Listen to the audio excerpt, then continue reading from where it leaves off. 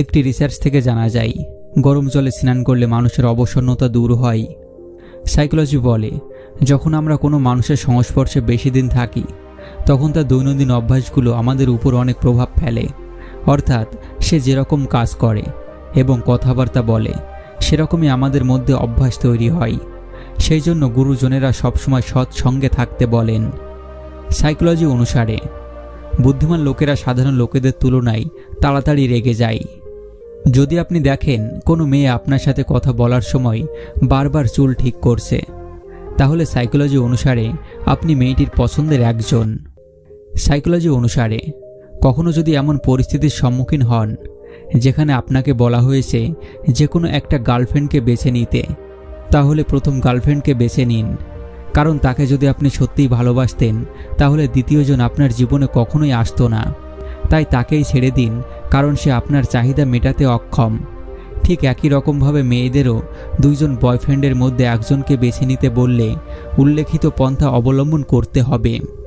Psychology বলে, যদি কোনো মেয়ে আপনাকে নিয়ে ফিউচার প্ল্যান করে এবং আপনাকে নিয়ে খুব এক্সাইটেড থাকে, তাহলে বুঝবেন সেই মেয়েটি আপনাকে অনেক ভালোবাসে। সাইকোলজি অনুসারে যখন কোনো ব্যক্তি প্রেমে পড়ে তখন তার মধ্যে রোমান্টিক মুড উৎপন্ন হয় এবং সে পূর্বের তুলনায় শান্ত হয়ে যায় এবং তাকে সবসময় হাসি খুশি থাকতে দেখা যায়। তাছাড়াও পূর্বের তুলনায় তাকে অনেক এনার্জেটিক বলে মনে হয়। সাইকোলজি বলে, যদি বেশি বয়সে প্রেম হয় তাহলে সেটি দীর্ঘ সময় পর্যন্ত চলে, কিন্তু যদি অল্প বয়সে প্রেম হয় তাহলে সেটিকে শুধু অ্যাট্রাকশন বলে। সেই প্রেম কখনো দীর্ঘ সময় পর্যন্ত চলতে পারে না। সাইকোলজি অনুসারে যেসব ব্যক্তি অন্যের সাথে খুব ভালো বন্ধু সেজে থাকার অভিনয় করে তারা বাস্তব জীবনে ড্রামেবাজ এবং অনেক চালাক হয়। এই ধরনের মানুষের থেকে সর্বদা দূরত্ব বজায় রাখুন।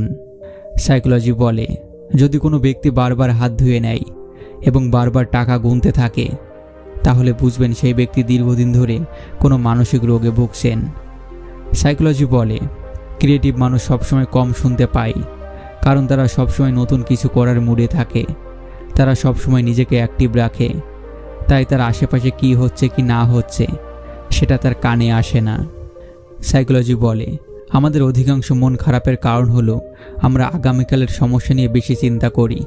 এর ফলে আমাদের বর্তমান দিনটি নষ্ট হয়ে যায় এবং যার ফলে ভবিষ্যৎ নষ্ট হয়ে যায়। তাই আমাদের উচিত বর্তমান দিনটাকে সুন্দর করে তোলা।